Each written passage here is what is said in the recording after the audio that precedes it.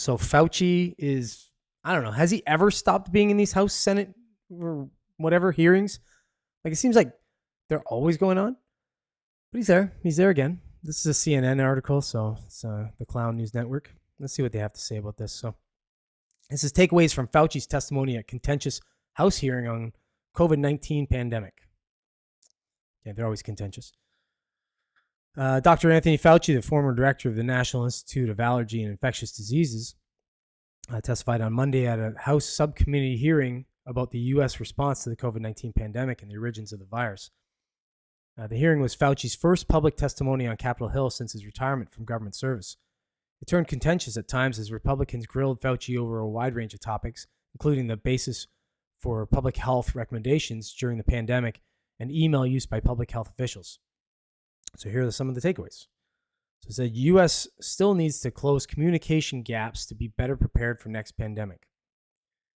Fauci said there are still some things the U.S. needs to work on to be more prepared for another pandemic in the aftermath of COVID-19, saying in some respects the country is better prepared to deal with a health crisis than in 2020, but in others I'm still disappointed. One thing that he hopes the U.S. will do better moving forward is tightening communication between the federal response and the local public health officials. All right, whatever. Republicans grilled Fauci over public health officials' use of email.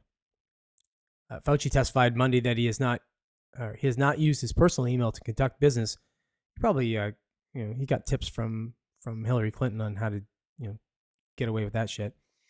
And he was not aware before a congressional investigation that a former senior advisor at the National Institutes of Health had used unofficial email.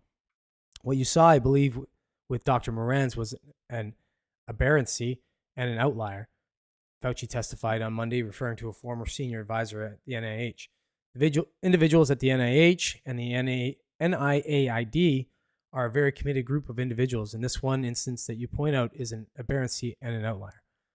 The House Oversight Select Subcommittee on the coronavirus pandemic previously released a series of private emails that Republicans argue. I love that Republicans argue. Like, it's so partisan.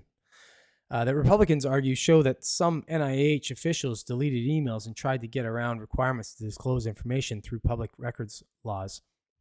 In a memo published at the end of May, committee members said Dr. David Moran's, former senior advisor to Fauci, engaged in nefarious behavior.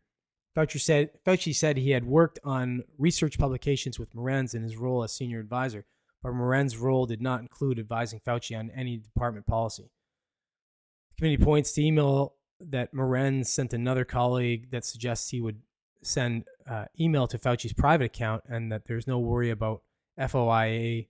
FOIA is the Freedom of Information Act, the law that gives the public the right to obtain federal records, including emails sent within government agencies. Moran's email goes on to say that he also hand information to Fauci to avoid it being part of the public record. So that sounds sketchy. Fauci testifies about possible origins of the COVID-19.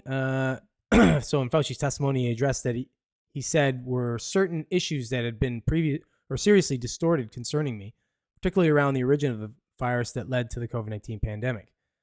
Fauci testified that in early 2020, he was informed through phone calls with his two scientists, Jeremy Farr, then the director of the Wellcome Trust in the UK, and Christian Anderson, a scientist at Scripps Research, that there were others concerned that the virus that causes COVID-19 could have been manipulated in the lab. The day after those calls, Fauci said he participated in a conference call with several international virologists to discuss manipulation in the lab or possible spillover from animals to humans. He characterized the discussion as lively, with arguments on both sides. Fauci said he did not try to steer the discussion in any direction. Nah, sure you didn't, buddy. Fauci said the virologists on the joint call decided to more carefully examine the genomic sequence, and after further examination, said several who at first were concerned about lab manipulation became convinced that the virus had not deliberately been manipulated. Okay. Scientists found the most likely scenario, Fauci said, was a virus that transferred from animal to human, although they still kept an open mind. Oh, okay. The accusation being circulated that I influenced the scientists to change their minds by bribing them with millions of dollars in grant money is absolutely false and simply preposterous, Fauci said.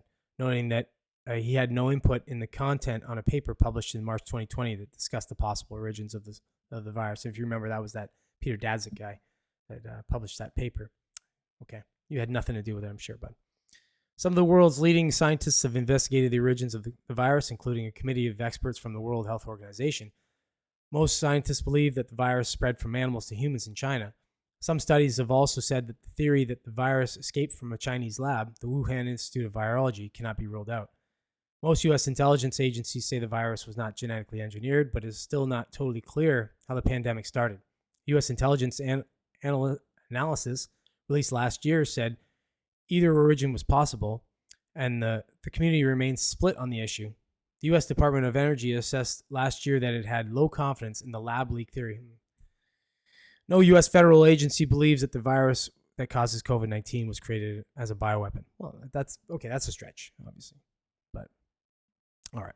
Fauci details threats that he and his family received. Okay. So, whatever. Everybody gets threats. Wah.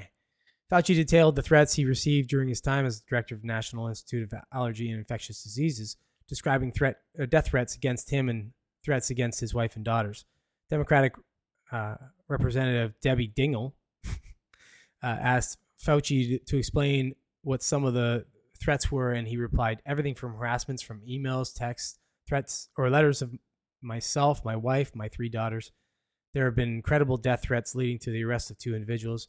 Incredible death threats means someone who's clearly on their way to kill me, and it's required my having protective services essentially all the time. Okay, like obviously that's not cool. I'm not a proponent of that kind of shit. But, you're in the public. You're in the public sphere. Everybody gets death threats in the public sphere, no matter where you are and what you do. So, relax. The 6-foot social distance guideline came from the CDC, Fauci clarifies. No, that came from a kid. Anyways, okay, let me read part of this, I guess. Fauci clarified that the 6-foot guidance for social distancing given during the beginning of the COVID-19 pandemic did not come from him, but from the U.S. Centers for Disease Control and Prevention. It actually came from the CDC. The CDC was responsible for those kinds of guidelines to schools, not me, Fauci said. Fauci repeated the guidance during the pandemic, once said that there was no science behind it, but he meant that there were no clinical trials to back it up.